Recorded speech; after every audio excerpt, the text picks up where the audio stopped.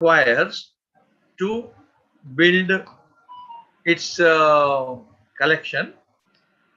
So without the collection of document, without the collection of material, intellectual material, it is very difficult to provide services to the readers, because mostly people come for the information, and the information is contained in the documents.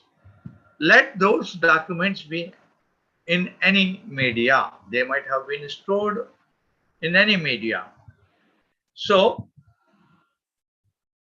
the most commonly used media in the since last few centuries is the paper, and we find the information is printed on the paper, which is made of cellulose, and those documents are provided to the users. The documents may be in various forms.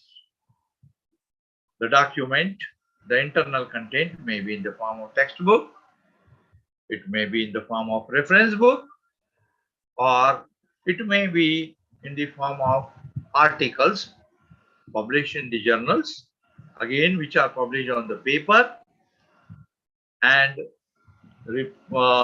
various kinds of reports, patents, or standards, reviews. All those things are printed on the paper. So paper is the dominant media. It was, rather, I can say now, in the present situation, the paper was the media which was storing that information.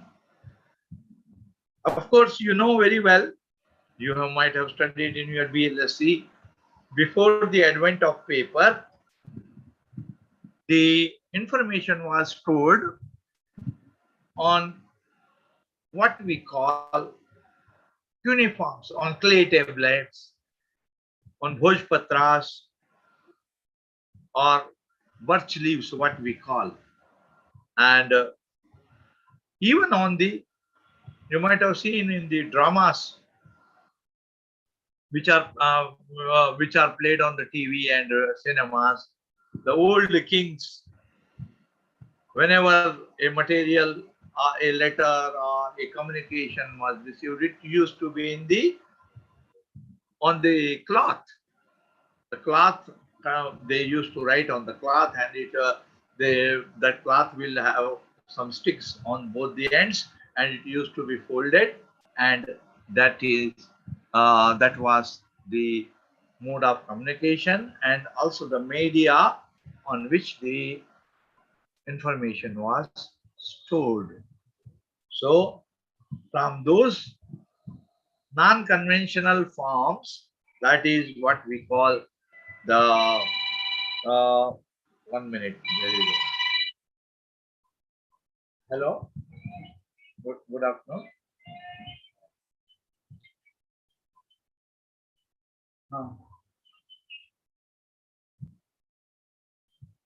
Synopsis.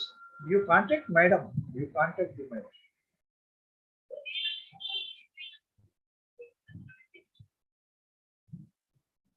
Which project work? Synopsis for what? Achha, for the project work. No, I am now presently in class. You talk me after 2 hours. Okay, I am taking class. So that cloth was the one of the media, and then the next dominant media after those non-conventional things was to have the information stored on the paper. And till the recent past, even now also, why even recent past, now also, most of the publications are coming printed on paper. which is made of cellulose. And I can say rather, since the recent past, since last about three decades, 30 years onwards, the material is, the information is stored on microforms, microfilms, micro cards, aperture cards, floppies, CD-ROM, DVD-ROM, and presently, of course, DVD-ROM is also there, and also you will have what we call flash drive or pen drives. They also store the material. So before these CD-ROM etc. was there, even the material was information was stored on magnetic tapes, magnetic media, while the CD-ROM or DVD-ROM are optical media. So these are some of the storage media which have come in the recent past.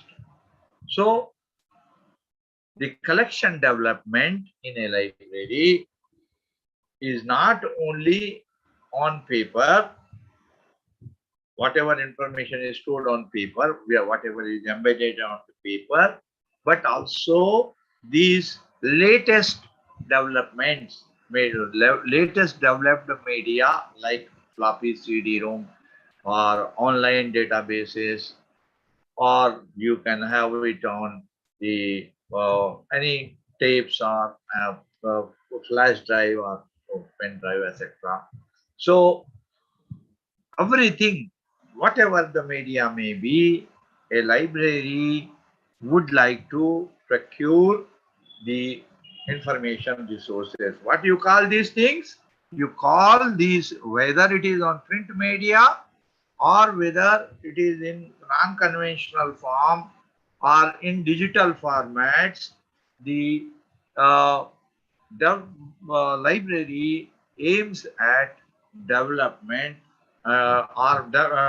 aims at developing its collection. You know, what is the fifth law of library science given by Dr. Ranganathan? Yes. What is the fifth law? Anybody? Yes. Am I audible? What is the fifth law of library science? Yes. Library is a developing organization. Library is a growing organism. Okay. Library is a growing organism. Organisms means having life. Whatever is having life grows. There will be growth in the materials which are having life. So we are the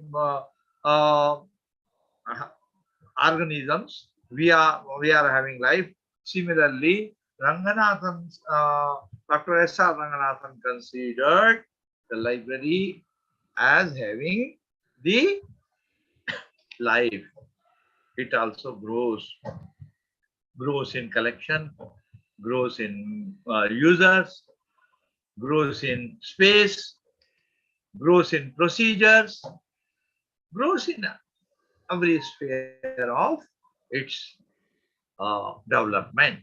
So the library naturally begins with one publication. The first, imagine the first publication which might have come into the library, which have been procured, was the first publication.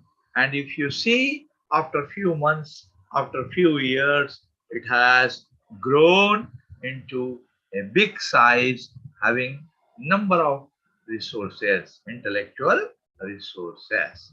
So today we are concentrating on the collection development. Every library will have its collection development policy, that policy envisages how they are going to add the publication to the library, which are the dominating subjects for that organization. Suppose if it is an academic library, several discipline may be there. If it is a university library, it has to grow in number of subjects, number of disciplines. But as far as the special libraries are concerned, they will be dominating in a particular subject area, particular subject or its sub-branches. So they will concentrate, special libraries will concentrate on a particular subject in which their parent organization is carrying out research work. So whatever their research workers need, that kind of publications are acquired, and accordingly the collection development policy is framed, because a librarian has to follow whatever objectives of that organization have been defined. On same objectives, the collection development also is made. Collection grows on the same lines. So now, normally, as I told, to meet the organization goals, the collection is developed, new documents are added. So normally library will have a document which is known as policy document, in which the rules and regulations pertaining to the acquisitions are defined. Which type of publications are to be predominantly acquired in a particular library, and what are the other supporting material will be the next priority, while the dominating subject will be the first priority. So the document of the which gives the which defines the policy also provides the guidelines to the committee. Normally, the documents in a library are selected with the help of a library committee. So the guidelines are given to the library committee also, what kind of publications to be, what is the objectives of the organization, and based on which they are supposed to select the documents. Of course, no doubt, any library gives first priority to the documents suggested by the users of their library. Who will be the users? Normally, the faculty members, students, researchers, scientists, or any other administrative staff working in the organization normally uses the information resources of that particular library. Hence, the policy defined in the policy document will be to which provides instructions to the committee, give priority to the subject listed under that, which is the main objective of the organization. So the same subject documents are required. The policy document also not only gives the guidelines for selection of the material, but also the uh, guidelines for acquiring the documents, which will be helpful to the librarian. Sometime now, I have seen in the past when I was also librarian, sometime government has uh, given the policy that even to procure the publications from different publishers or vendors, we have to call the quotations based on the lowest quotation we should put. Then later on, that was rather relaxed because the purchase of publication is different than the purchase of general material which we purchase from the market. Publications of a particular author, publication of a particular publisher can be acquired only through the books. Those books are available only with booksellers. You cannot go to a general store and purchase the books. So the policy of library purchases should be different than the purchase of general material, which is done by the stores and purchase divisions of different organizations. What are the different types or modes in which a library can acquire the books? The different modes which are different ways in which a library develops its publication is in the three ways. What are those three things?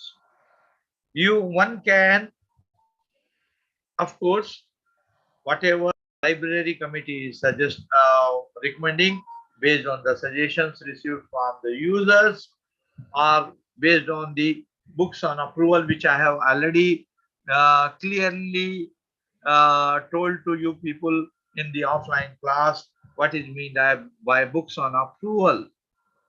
Books given by the local booksellers on approval. New books, whenever new books are coming, they bring the books and give it to the librarian for a stipulated period, maybe 15 to 30 days, which are put up to the library committee. Books which are approved are recommended for purchase, are retained, and the order is placed, and the vendors are asked to submit the bills or invoices. But for the publications which are rejected by the committee are returned back to the vendor, what we call books on approval. So books on approval as well as the books suggested by readers which are not readily available with the booksellers, we may have to place order with giving some time to the booksellers or directly to the distributor which is available in our country and get the publication.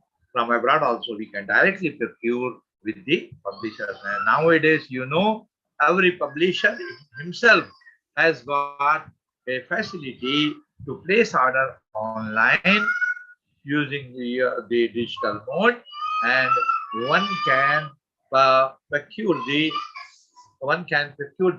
publications by placing order online also. There will be a format which will be there on where the one can place order via email to the vendor or by going to the website of the publisher. There a order form will be there and one can fill up that order form and send it to the publisher, and one may receive the books. What are the ways a library can develop its collection? Is not only by purchasing, by spending money which is received through uh, against the budget of the organization, but also one can get, a library may get the publication on exchange basis. What is meant by exchange? Whatever one's organization where the library is located, the parent organization, whatever they are publishing, they will be sending to other organizations having relevant interest of this organization. Suppose your organization is in the field of economics, and your organization may be bringing out some publication on economics. So you have to find out where are other economics related organizations are there, and you can exchange your publications with that organization and get their publications on exchange basis to your library. So exchange is one of the way the libraries develop their collection without spending extra amount. Other things, in addition to the purchase of publication and also exchange, the some people or some organization would like to gift or provide donations. Suppose an organization in a particular subject area have got a good collection of their own publications. So sometime they would like to donate free of cost to some of the organizations' library, so that they can build their collection.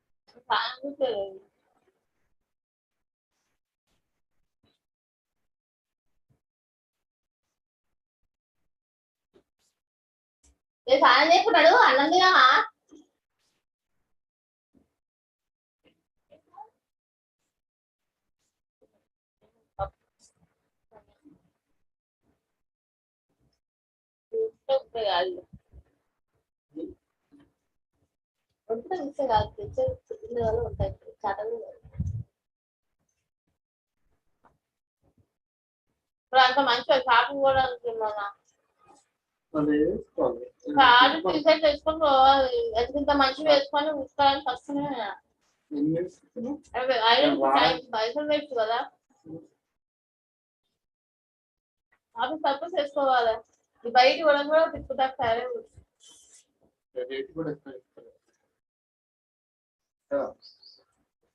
అవి మంచిగా మాట్లాడే పెట్టాక ఇప్పుడు పోయాక తీసుకోడు ఆడ దూరం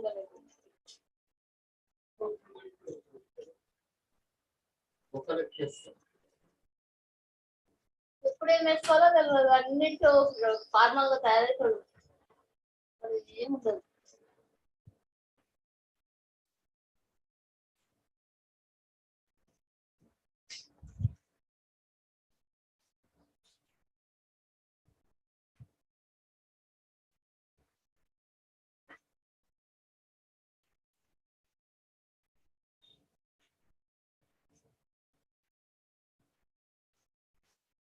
ఆడు బ్యాగ్ ఇస్తాడు ఆడు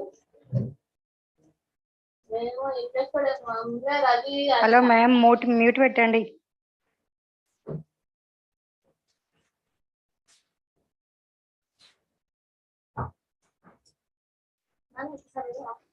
మేడం రాజరాజేశ్వరి మ్యూట్ పెట్టుకోలేదు మీరు.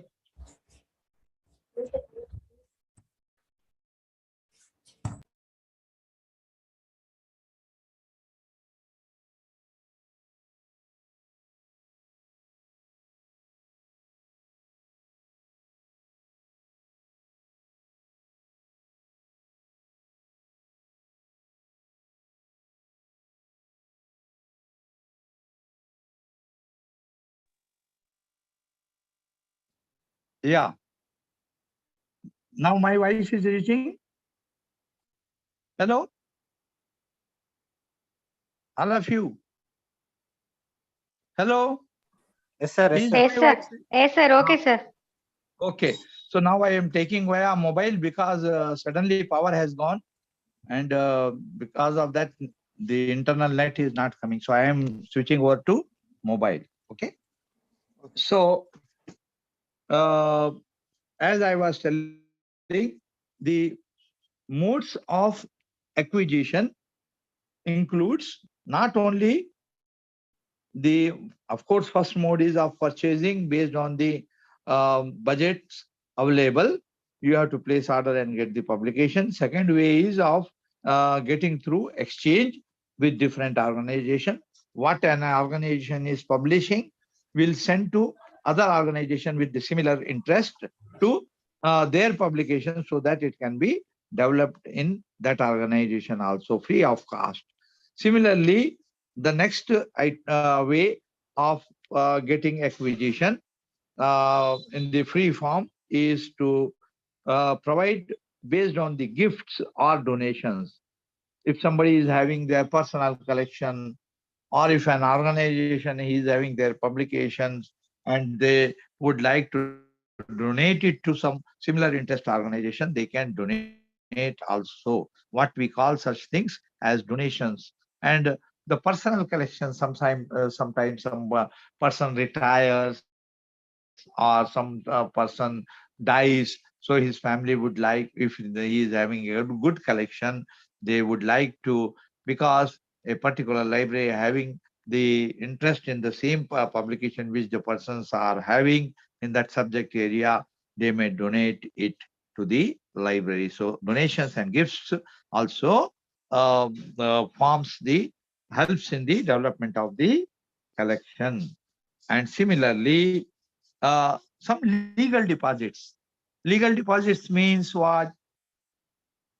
Government of India has stipulated the rules in which it says any publication which is published in our country, 3 copies are to be having ISBN number. So those publications are to be compulsorily given to the registrar of publications. They give the publication. One copy will be deposited with National Library, one may be deposited with the State Central Library or any regional library. So 3 copies are to be given free of cost by the publisher or author to the library. Such things are referred as legal deposits.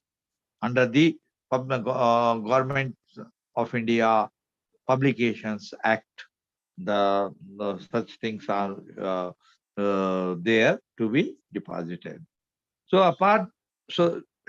besides exchange, donation or gifts, legal deposits, we can purchase the publications.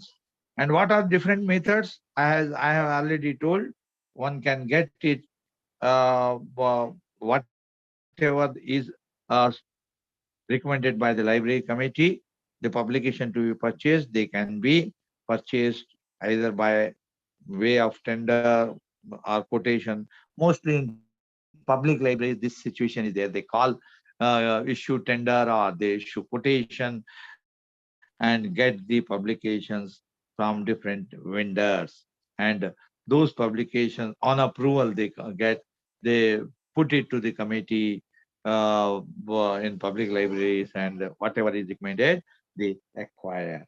So, but in normal libraries, there will be no such tendering or quotation system will be there.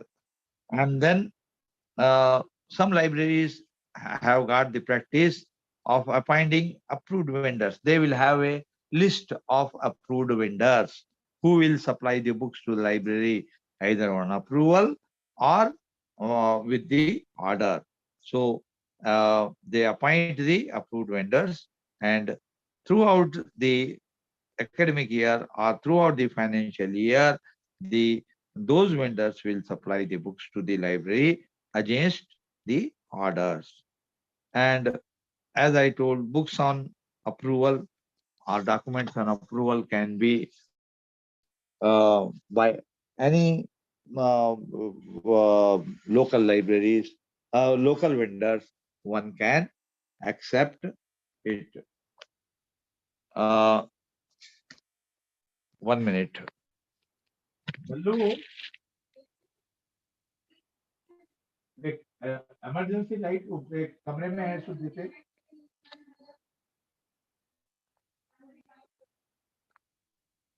So these vendors, when you place order, you can get the publication. You can provide some 40 days or 30 days time to them so that they can supply the publications. Another way of getting publication is what we call is the standing order. Standing order means suppose a publisher is bringing out a particular series of publication. So the you say that you want most of the publication under that a particular series to be supplied to the library. So what happens? When the standing library is there, standing order is there, as and when a new book is published in that series, the publisher sends, and you have got right to accept that particular publication or not, because suppose 40 books are there. If it is a reference collection, you may like to acquire each and every publication of a particular series.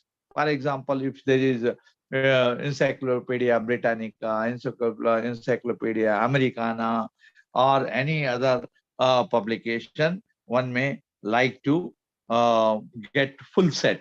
But when it is a series having different on a particular subject, on different sub-subjects, or books are published, then you may like, suppose you are ordering something related to biology, and you are not interested in that biology, particularly microbiology or say biotechnology, you are not interested. So if a volume in a series is related to that subject which you would not like to purchase, you can always return the publication which is against standing order. Whatever is whichever you like, you confirm, and the publisher will send the invoice. Then there is also what we call membership purchases. Under membership purchase, a library can become, or an institution can become, the institutional member of a particular institution or society. Many times, different societies will have the provision for having the membership, corporate membership or institutional membership. So if a institution becomes the life or annual member of a particular society, all publications of that society are sent to as a part of membership to the library of that organization, and library can accession those publications and develop its collection. And then sometimes some libraries will have dealer library plan. So under which they can provide the publications as and when new publication comes, they will send you the publication. And similarly on the subjects which you are telling, and if you want, you can retain the book. And if you feel that the publisher, whatever he has sent to you, is uh, not interested, you can always return it. And also when you don't want the to continue with dealer library plan, you can always dispense with that thing. And as far as periodicals are concerned, one can acquire the periodicals based on the uh, subscriptions. Periodicals are what? Periodicals we call so, as I remember I have told even in the offline class that okay, the periodicals we call so, journals we call periodicals because it has got periodicity of publication. The publications may be bi-weekly, weekly, fortnightly, bi-fortnightly, monthly, quarterly, bi-monthly, half-yearly, or annual, except daily. If it is daily, it becomes newspaper. So these are because these periodicals are published uh, at a specific period. During a specific period, they are referred to as periodicals. And normally, you place order for the publications, books, and when the books are received in the library, you check the publications and then pay the invoice. Whatever amount is there, you pass the invoice and pay the amount. But in case of periodicals, it is other way. Periodicals are to be subscribed or to be renewed for the next year well in advance, at least a month in advance. In a special library, many times we uh, process the orders 2 months in advance also. So you have to pay the subscription amount in advance, and the periodical normally will start from January to and in December. So one calendar year, very few publishers are there. They will go by the financial year, or sometimes they go irregular type. Sometimes they may start from in March or may start in June or like that. But 99% you may find that the publishers are providing subscription based on the calendar year. So if the journals are to be subscribed, one can subscribe it either directly by requesting an invoice to the publisher, and publisher will send you the invoice. You make payment either by, suppose, uh, whether in India or abroad, you may have to send the DD or for FDD, or you can transfer it by uh, bank money transfer by bank, or RTGS, IMPS, and all NEFT, etc. One can transfer the invoice amount by giving details of the invoice, etc., so that it doesn't it goes to right subscription number. You have to provide the subscription number given by the publisher to a particular institution and subscribe the journals. Uh, and journals will normally be coming throughout the year based on the periodicity. If you are missing something, not either due to the problem of what we call customs, or due to some journal periodical issues may be lost in postal transit. So you may request for replacement. If possible, publisher will replace those publications which are rather lost in postal transit. Of course, there will be some limit. You cannot say that entire all issues are getting missed and all.